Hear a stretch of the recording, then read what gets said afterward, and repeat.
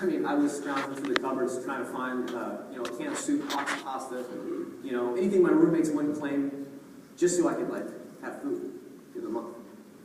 So things weren't always good.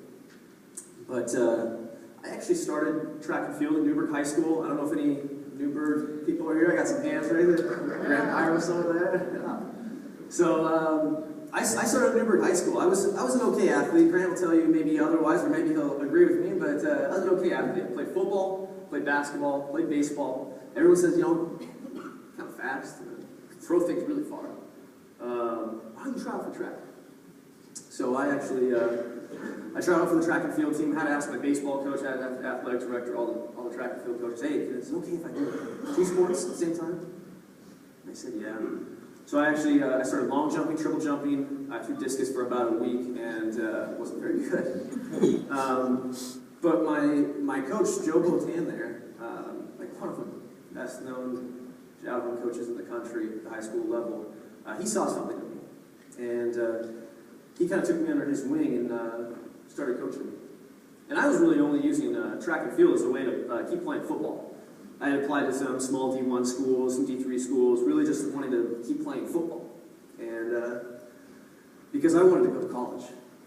My parents have a high school education. My brothers and sisters never went to college. I wanted to be the first in my entire extended family. But we didn't have money or anything like that. I knew I wasn't going to get my parents to help me out with anything. We were poor. I mean, I remember when I was really young, we didn't know where groceries were going to come from. Like our church donated to us sometimes at the end of the week. So I knew I wasn't going to get help. So sports was my way out, my way up. And football, I thought was going to take me there. My mom saw I was pretty good. So did my high school coach. They saw that I was pretty good at this javelin thing. And so I started throwing. First meet, threw 186 feet. Won the meet. I'd only been throwing for about maybe 2 months, 8 weeks. First home meet, 199 feet. I had the #1 throw in the state. But things weren't like, oh, it's just that easy. I mean, my best friend and teammate, Alex, was recovering from a knee injury. He actually stabbed himself in the back of the leg. That's long, so it's very funny. But he recovered and ended up, I didn't win state. I didn't take second. I took third at state. I wasn't an instant success. I threw 205 by the end of the year, and I got what I wanted. I got into college. First person in my family. Got into Weber State in Ogden, Utah. 750 miles away from home, and I couldn't be happier to leave. But when I got there, I instantly knew it wasn't the place for me. I did not. It was a culture shock. It was different. It was, you know, school wasn't what I wanted. You know, the classes were terrible. I was actually failing classes. I was an all-honors student in high school, and I was failing classes that were like chemistry 101. I was falling asleep in the back of the room because I was so bored. And to top it all off, 4 weeks in the outdoor season, I feel a pop in my elbow at a BYU, and I tear my elbow. Very common in the javelin. Tommy John surgery, super. And the doctors there, my trainers there said, okay, 5 to 8 weeks of rest, 5 to 8 weeks of rehab, and you'll be back throwing again. And I said, my diagnosis was like 5 to 8 weeks of rest, school's over, and I'm never returning. That was my first time I retired from the sport. And that's exactly what I did. I moved back to Oregon. I enrolled at Lane Community College. Actually, some of my teammates are in the front row, heckling me. But I went to Lane Community College. I forgot about the javelin. I forgot about the sport. I started playing basketball. I love basketball. It's also my demise. But played basketball there for a while, and I needed a way to pay for school. I mean, even though it's community college, classes are cheap, they're still an expense. I was working double shifts, sliding my homework under my teacher's door, going to work, coming back, changing in the car while I got to practice. Did practice, I would take a shower, go back to work, and work my double, just to make money to actually pay for school. So I started talking to Grady O'Connor. I don't know if Grady's here. He's probably somewhere around, but Grady saw something in me as well. He wanted me out on the track team. I hadn't thrown anything in like 10 months, but he still thought I was, good at it. And And he gave me an opportunity to keep on throwing. So I came back from the sport. I never did really retire, I guess. And I struggled through my injury and overcoming that elbow. But by the end of the year, I finally did. And at the end of the year, Grady goes, I want you to come back next year, and I want you to lead a young team as an decathlete. I said, oh, fantastic. 8 events I've never done before. Perfect. I'll be great at that. And he said I was going to lead them. So I was like, wow, how do I lead young athletes? I've never ran an event in my life. So I was working construction, and I was running every single day. I dropped 20 pounds that year, got down to 188 because I needed to run. And was running for a little while, about 2 months in the season, and I blow out a hamstring doing some sprints, screwing off practice, and we said, oh, maybe the decathlete. He's not a decathlete. Let's go back to the javelin.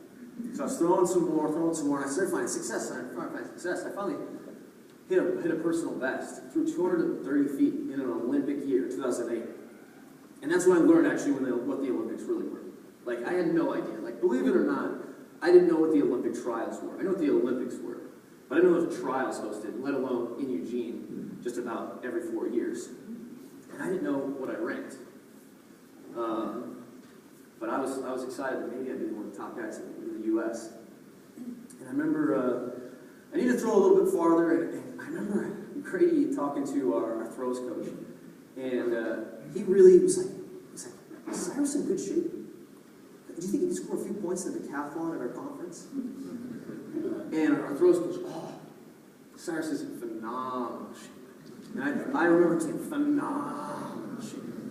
And I overheard this because we were on the bus traveling for one of our meets, and I was like, I'm not in phenomenal shape. I actually trail run for like 3/4 of a mile.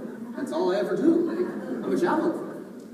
But I thought it would be a blast. 2 of my really good friends who are actually decathletes were going to the conference meet as well. So I got to spend time with them.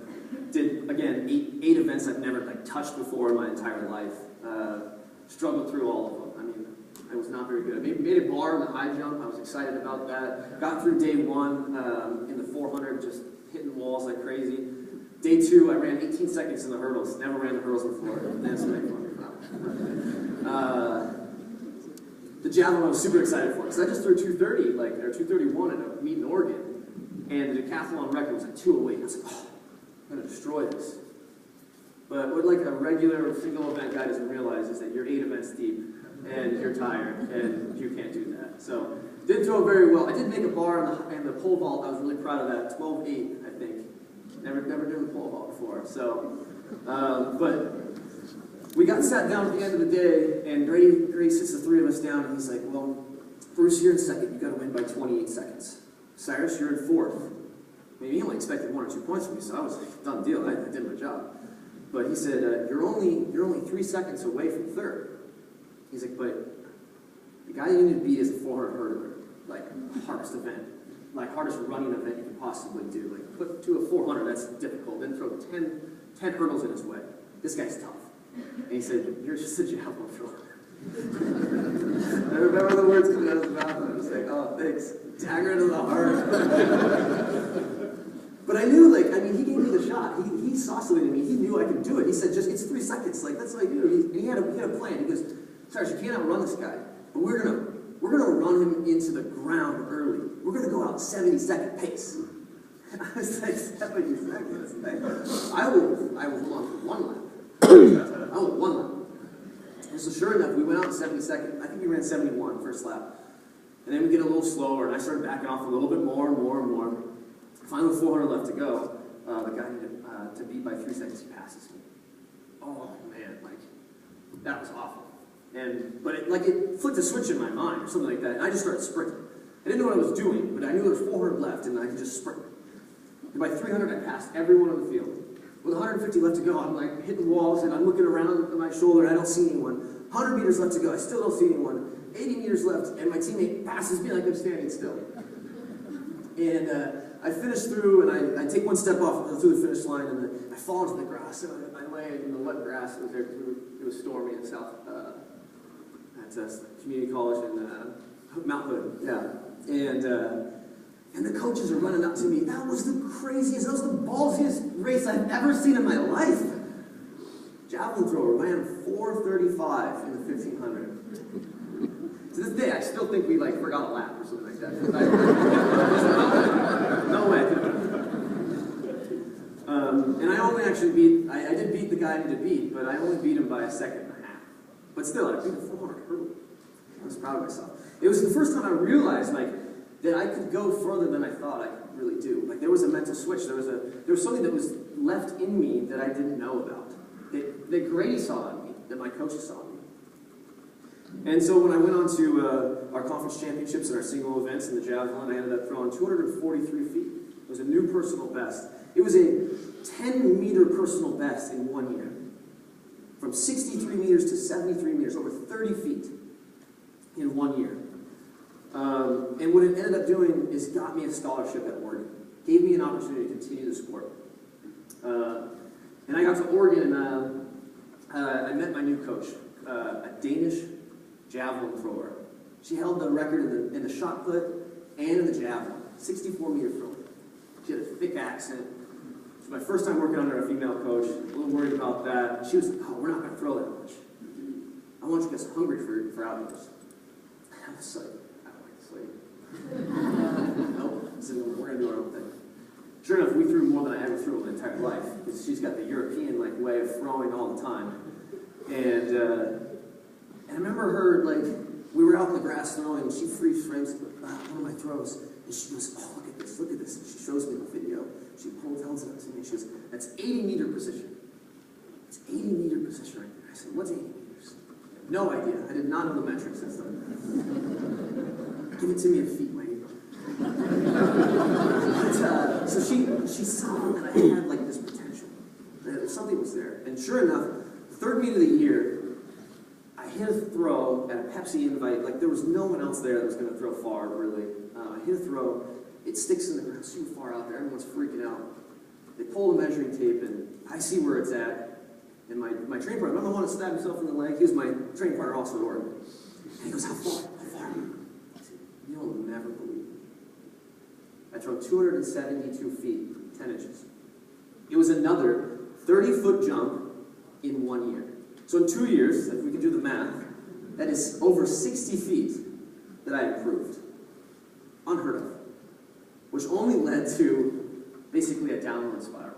You make this progress, this fast progress to something great, and all of a sudden everything after that is a letdown.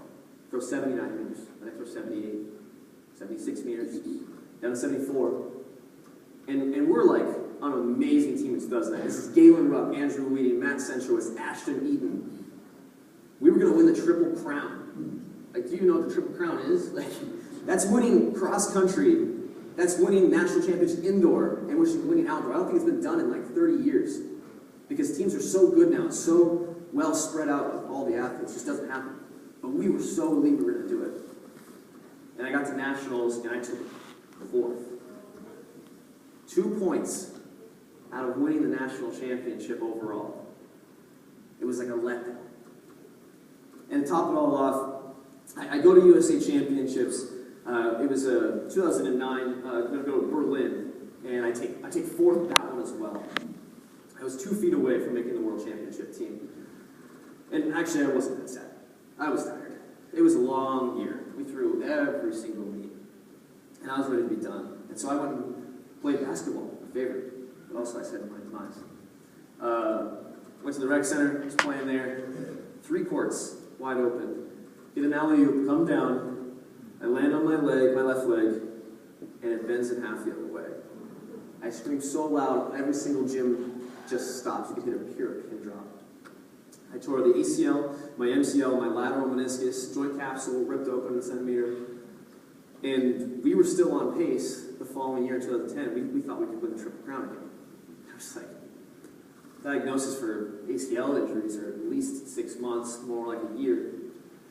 But I had to come back. And doing just that, we won cross country, we won indoors, and we were on pace to win outdoors. And my first meet, I actually threw 255 feet. I was the #1 thrower in the NCAA 9 months after an ACL surgery.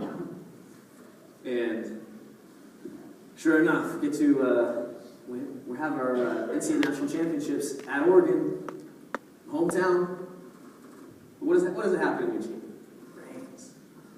So my flight, it rains. The other flight, it doesn't. Only one guy from my flight makes finals, and I was not him. I took 10th or something like that. I did not make finals. We ended up losing the national championship by 2 points. I could have placed 7th even. That would have been enough. It was like everything was against me. I threw 83 meters like a year ago, but now nothing else is good enough. So I graduated that year, 2010, and we had U.S. championships still in Des Moines, Iowa. It was my chance to kind of to prove to everyone I still was like an elite thrower in the U.S. That I, deserve a sponsorship. That, Nike or Adidas or Asics or someone, or Nike, only Nike did that. Sorry, blasphemy.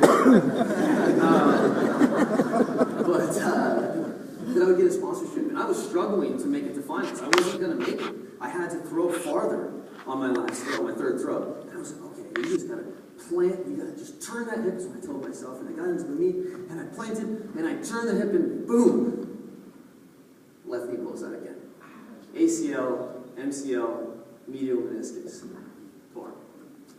And this is me trying to go pro at the sport, because I thought it was good. So, I struggled through that.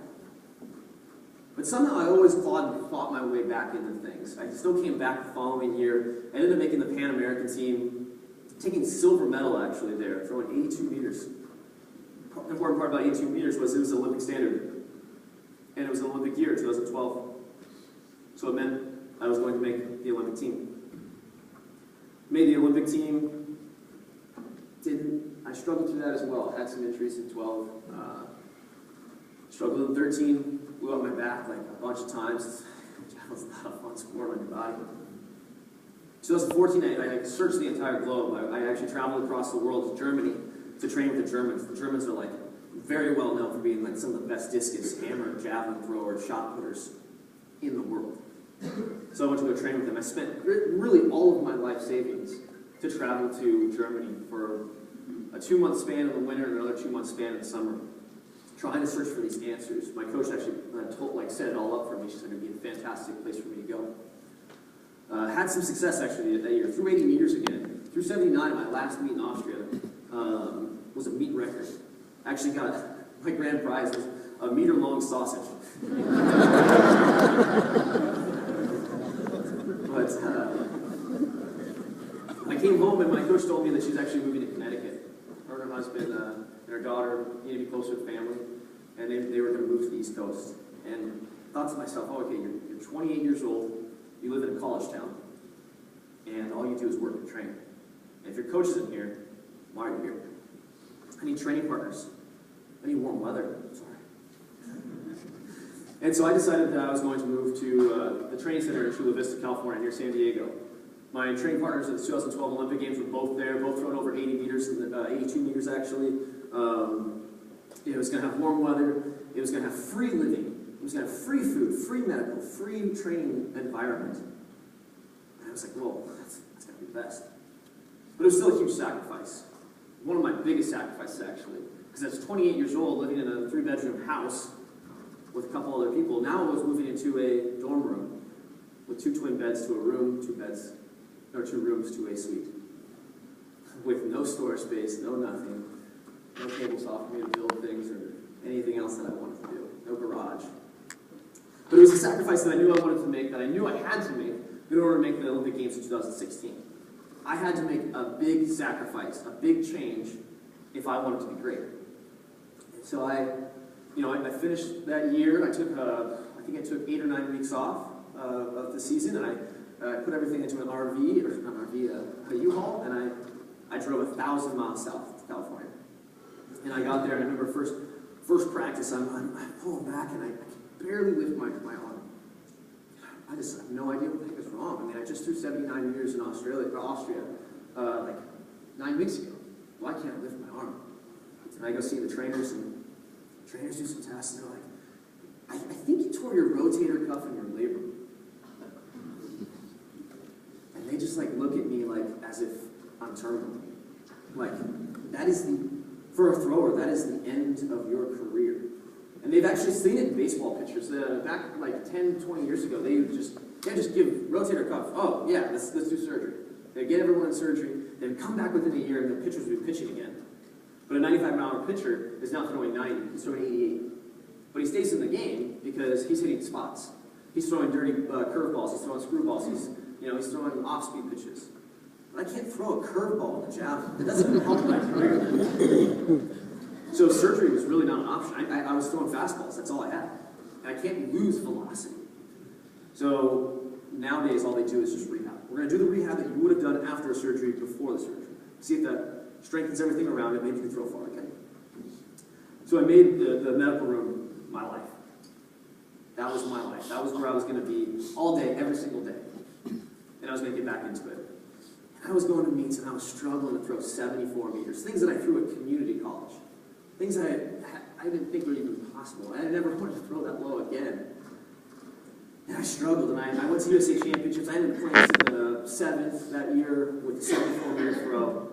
And I was like, well, I'm not done. I came here, 2-year commitment, to give everything I had to make this Olympic team. I'm not stopping now. I mean, weird for me to think I was a quitter every single time I got injured before. Now I refuse. But, so I'm training all through the summer, and I get an email from USATF, our federation, and they say, we're removing you from the program.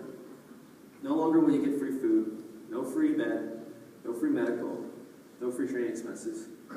You have to pay for all that. And I asked why. I said, well, you have what we call a 0% chance. I kid you not. Like, 0% chance to make this team, 0% chance to medal. So we are not investing in you anymore. So if you want to train at the training center, though, you feel free to pay us $200 a month to train. It's a pretty expensive gym membership fee. But like I said, this is my commitment to myself. Make this big change, make this happen. I knew it was the place for me to do it if I was going to do it anywhere. My training partners were there. So I kept training all through the summer. And I trained and got back in the season, and first week back, I threw 74 meters again. Maybe my shoulder just can't throw any harder. Maybe they're right. Maybe those doubters are right. And one of my good training partners right now is Ralph Hill, the Olympian in 2016 at the shot put. He told me all you need is one doubter. One guy to tell you you can. And that was our federation. That was USATF. That was a company that's supposed to support me. And I knew I wanted to keep going. I went to a meet in Jamaica and I threw 74 meters again. And I started doubting myself. I think no one expected, my family didn't expect me to make an Olympic team. And I remember showing a video to one of our rugby athletes. And she says to me, I thought you ran faster when you threw. And I was like, wow, that's rude. But I realized, well, I described it to her. I was like, oh yeah, we run down the runway as fast as we can. We block and we blow this javelin into oblivion and hit the piss out of it. It just sounds so awesome when I describe it like that, because that's how it is in my head. But I watched the video over again, and I was like, I'm not running as hard as I can. I look like I'm hesitant. I look like I'm afraid. I look like I'm worried about getting hurt again. I mean, it's all I've ever really known is injury. And so that's when I decided that I needed to make a mental change. That something's wrong, and I need to stop. So I'm actually driving to Tucson, Arizona. It's a 6-hour drive for me. Normally, USATF would have flew me, but no longer am I getting funny. So I drive 6 hours the night before, get there, and on my way I was thinking about the things. And well, step one, you're no longer an 80-meter thrower. You're a 74-meter thrower. So start acting like one. What would a 74-meter thrower do? He would work his butt off, technically, every single meet to make the adjustments to get back, to throw farther again, to make a new personal best. Don't be disappointed every time, oh, I didn't throw a new personal best. Now I should cry about it, or I should try so hard that everything fails again. And secondly, you need to run really, really fast and hit the crap out of the javelin like you tell everyone you do. And so I did just that. And actually kind of screwed some things up. Forgot to register for the meet in Arizona. Long story short, I had to bake an amazing batch of chocolate chip cookies for the meet director to get in. And I told her, like, I promise you, I won't be dead last. I promise that. Because I wanted to be in the A meet, not the B meet. And first throw, 77. I was like, oh, that's like an extra 10 feet. I've thrown in the last like 2 years. Second throw, 81 meters. Oh man, I said, I'm back. And everyone's like, what the heck is this guy? Like, he hasn't thrown far in a long time. And all I could think about was, oh my gosh, like, the Olympic standard is 83 meters. I'm not far away from it. So third throw, boom! Reader board pops up, 83.83. I'm only looking at the first 83. And I'm like, oh my gosh, that's the Olympic standard.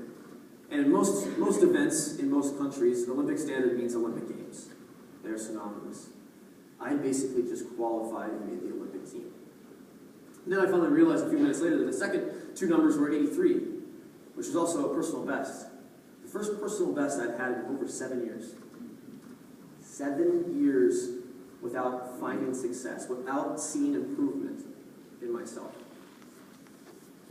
And not only that, but those doubters, like, where were they now? You know, he said I couldn't. I was a 0% chance. And so I actually stopped after 3 throws, did Prefontaine Classic, got into the Diamond League for a meet, and got to the Olympic trials. Olympic trials, I actually struggled getting through into finals. Didn't throw super well. And then first round of finals, a young kid who's 20 years old throws 82.86 meters, just 14 centimeters from the Olympic standard. And I'm just like, wow. I remember sitting there, and I love stats. And so I actually already looked up what would probably win this meet, and I was thinking 80 meters will win it. So if he just threw 82, that means we're all competing for second place. And I stopped myself, and I was like, you can't think like that. What he's thrown doesn't affect how far I could possibly throw. I still knew walking into this meet I could throw 83 meters.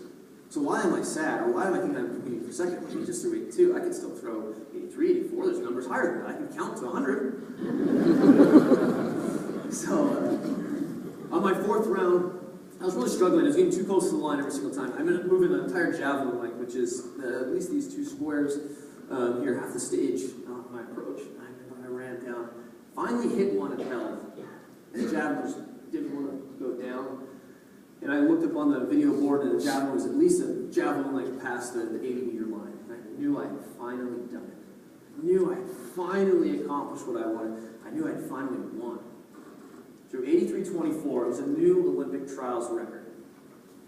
And no one was going to beat me after that. It was the first, I had been to 10 U.S. national championships. I think 8 of which I was ranked in the top 10. Probably 5 of which I was ranked in the top 3, and 0 of which that I actually won until that day. I had to go through so much to finally have, like, that prize. I had to go through so much adversity to finally find that accomplishment. And to think back at things, if I didn't go through each injury, through each failure, through each loss, through each struggle, it would have never meant as much to me as going through it. I would never be the person that I am today without going through that. And, you know, you guys are all coaches. You guys are all coaching some of our young student athletes out there, our future Olympians, actually, if you think about it. And they're all going through so much. It's not just physically how to compete and throw and run and jump faster, bigger, higher, stronger. There's so many more pieces to it. I mean, I'm sure you all feel like you're a psychologist. I mean, they come to you with all their problems, I'm sure. But you got to be more than just a physical coach. You got to be a financial advisor. You got to be a psychologist. You got to be a parent. You got to be a friend. You have to be emotionally there for them. You have to remove these pieces of adversity from their life, or help them through it. One of the best things, I got to train with Ashton Eaton pretty much every day for like 5-6 years. Harry Mara is one of the greatest coaches because Ashton is one of the greatest athletes. And Harry, I would show up to the practice 90 minutes before my coach did because I had to do so much rehab to get warmed up and ready in the cold weather. And Harry would show up an hour before Ashton did, and he would set up hurdles. He'd figure out what all the kit's going to be. He would pull out shots. He would push tabs out. He had mapped out the entire day for Ashton. So when Ashton came to practice, he only did one, and that was compete. That was train. That was to be the best that he was. He removed all of the other things out of his mind so that he could just do what he needed to do. And I remember what a teacher once told me. It was actually a guitar class that I took.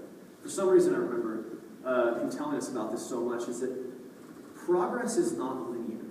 Success is not linear.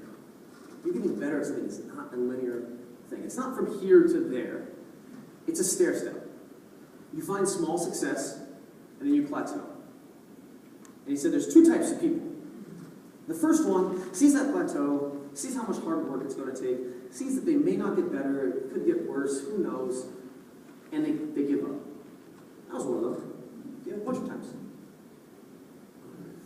there's that second person. The second person works hard, sees that there is progress there, sees that there's something there. And the thing is, they have to see that there's something there. So it's to see that there is more. And I think that I've been super, super fortunate in my life to have a handful of coaches, to have a handful of people around me that have always saw something in me, that have always saw potential in me. And there's going to be so many struggles that people have gone through, and that your athletes will go through. And there will be so many times where they will doubt themselves. Literally every year, I doubt myself. It's because I throw the javelin. I train for about 9 months a year. I compete for about 3 months. So those 9 months, I have no idea if I'm getting better or not. So about halfway through that, I actually how do I throw again? Not really sure.